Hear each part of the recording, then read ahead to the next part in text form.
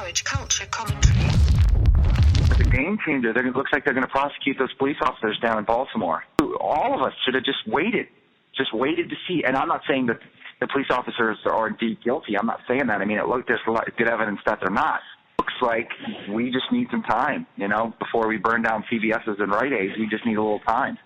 Well, what's interesting to me is I saw the prosecutor. So this is the guy who's representing the family, and that guy's name is Gray? So that guy's family. So I see the prosecutor, and one of these hosts has him on, and the host is a lawyer, and straight asks him, okay, so we prosecute this guy, and then now the federal government has already said they're going to prosecute, just like they did in Ferguson. In fact, Eric Holder is completely unjust justice system, already did this. Now, the verdict came back, and the hands up, don't shoot meme and all that stuff just steadied on, so it didn't matter. The actual lawyer asked the guy, said, okay, so let's say that this black prosecutor comes back and says, well, the evidence isn't here, can't prosecute the guy. He's like, will we clear the streets? Will we apologize? Will we accept the verdict? And the guy's answer is, well, we'll need more information at that point. The talking head journalist at that point or whatever said what I thought, which is, this is the point we're at. It doesn't even matter. The truth is irrelevant. Any cause to move their radical agenda, this is what it is. This is a radical agenda to divide people along lines of race, among all the other divisions. We're talking amongst each other like the law and like the facts are even going to matter. But to one side, and maybe even to the other side, I don't know. I want to be intellectually honest. I see holes in our justice system too, so I'm not naive. I'm not propping this up as this end-all and be-all. My point is that if, at the end of the day, if the verdict comes back or if the facts come back, that this guy didn't do it or did do it, if that's irrelevant at this point, what's the conversation collectively even about?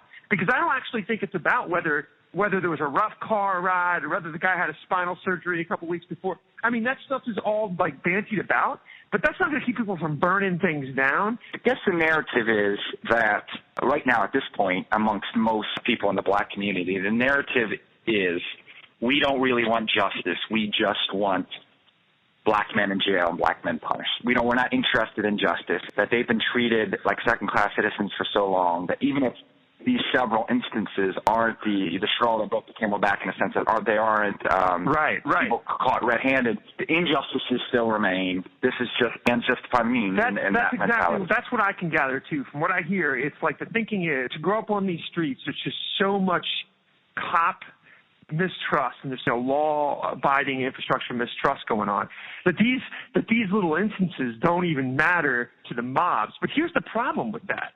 Trayvon and then the Brown case and now this case, the facts just don't bear out. So the conversations are like sleight of hand conversations. Are we supposed to have a conversation in America about the black involvement with the police? That's one conversation. But you can't piggyback that on these legal instances and then have the whole thing fall apart. And here's the danger of this. People think this is just nothing. Well, what happens when the justice system means nothing to anybody? Because that's really where we're heading, isn't it? At least the people that are using this for their ends, I would argue that that's the point. The point is that they believe, okay, let's take the president, for example, as an extreme case of somebody who's progressive and liberal.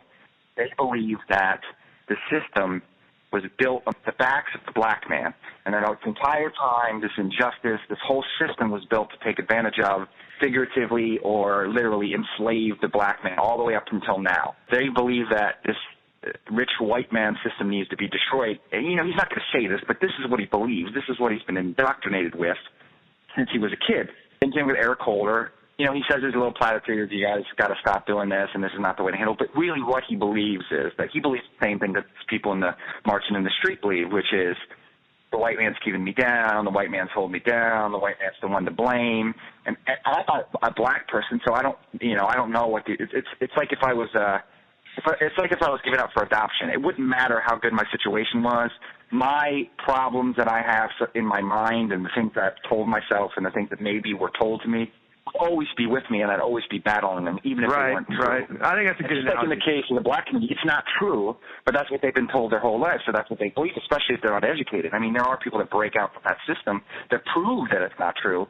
The racial real estate that we're always peddling, and I've commented on this on my podcast, it's really run out. In this case especially, because, all the things that people have been saying, and I'm struck by that personally. I can hear the echoing sort of nonsense from my professors in college in my ear. You know, what we need is black representation and power is racism. So, okay, let's say we accept this ridiculous premise. Let's say we accept it's not true of the Asian culture, it's not true of the Indian culture, but let's just say we accept that you have to have a very disproportionate level of color in the power structure to have this justice that we all want. Well, in the case of Baltimore, not only is that true, but it's true to the 10th power, and yet the same exact arguments are wielded against society.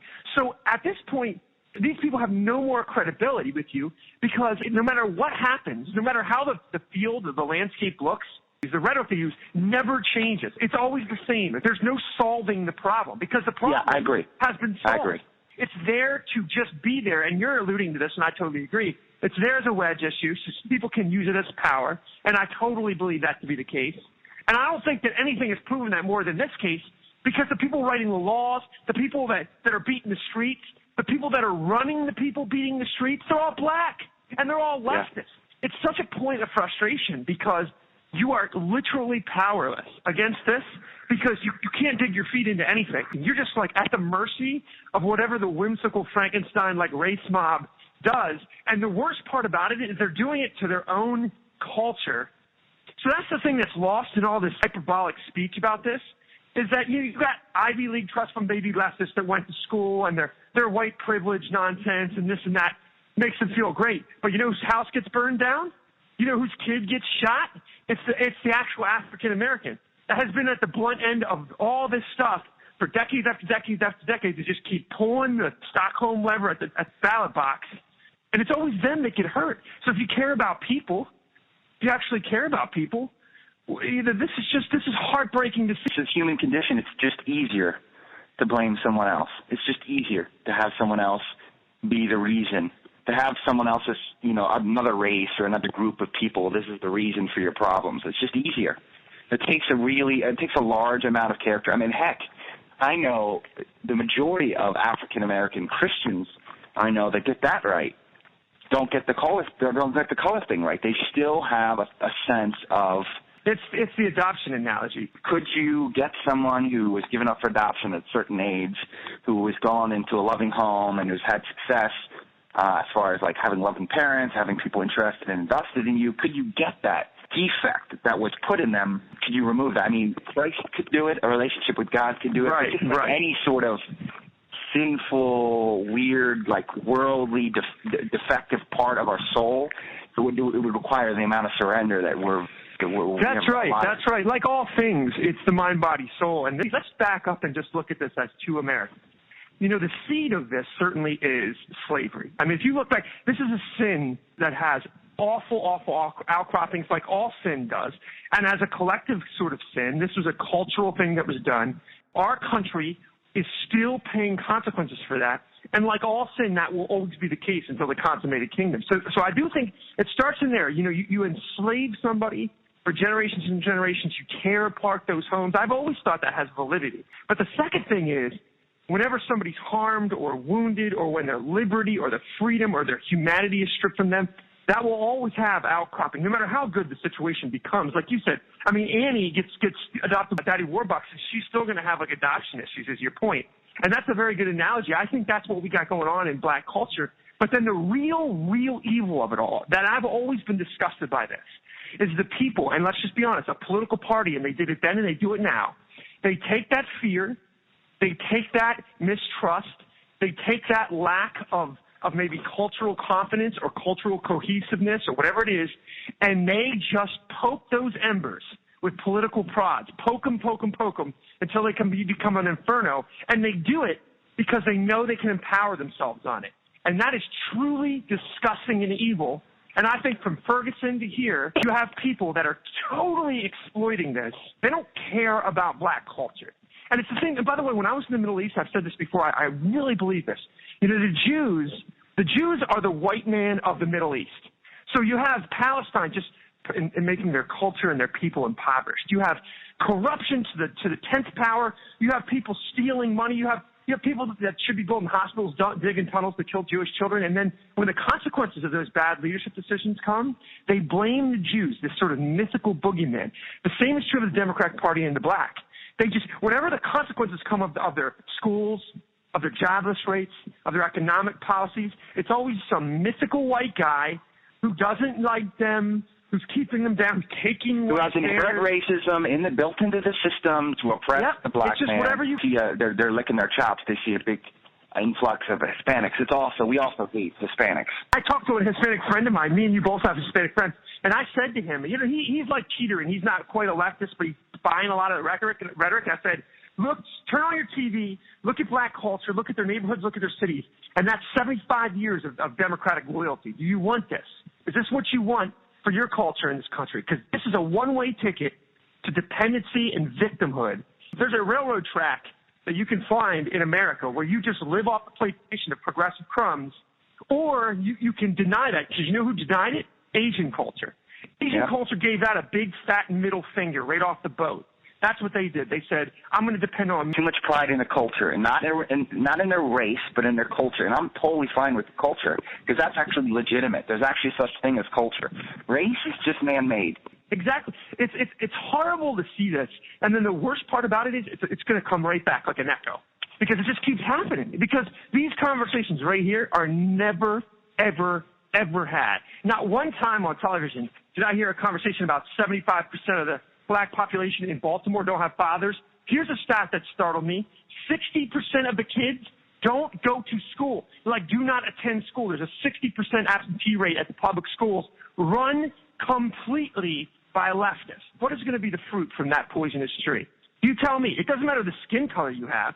You put any group of people in that scenario, joblessness, crime, no education, no opportunity. The frustration we understand is what I'm saying.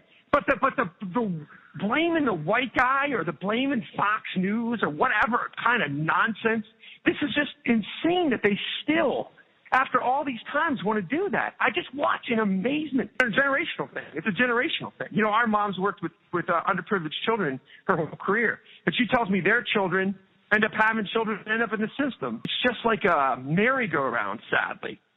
And so few people break from it. If you're being taught that this is someone else to blame, it's not you to blame. I mean, that's not surprising that you end up in the same boat, because you're not taking personal responsibility.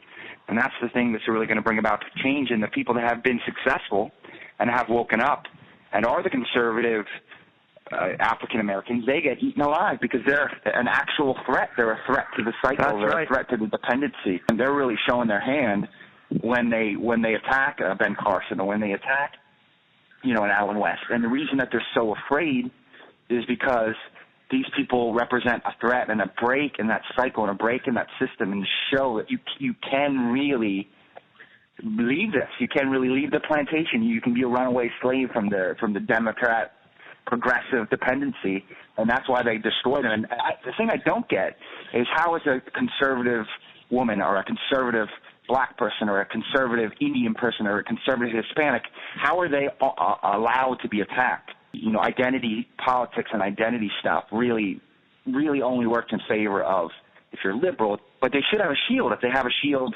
President Obama has decided that every time he gets attacked, he's going to hold that race shield.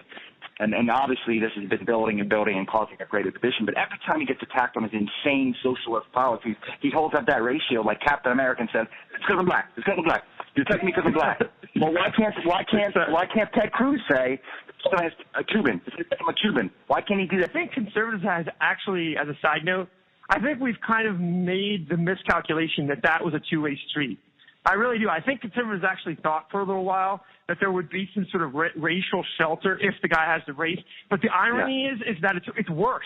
Have you noticed that? Worse. So it's worse. Like if you're a black conservative, it's even worse than if you're a white conservative. You're a real threat. Listen to me now. To express our continued concern of the racial tinged language.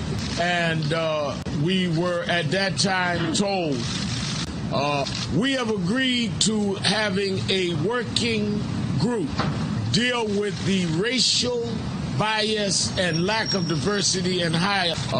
We'll work with the National Action Network, National Urban League, National Association of the Advancement of Colored People, and the Black Women's Roundtable to see if we can come up with an immediate plan to deal with is a dangerous precedent and a real concern. So the jury is still out on where we go with. We clearly are willing to deal with an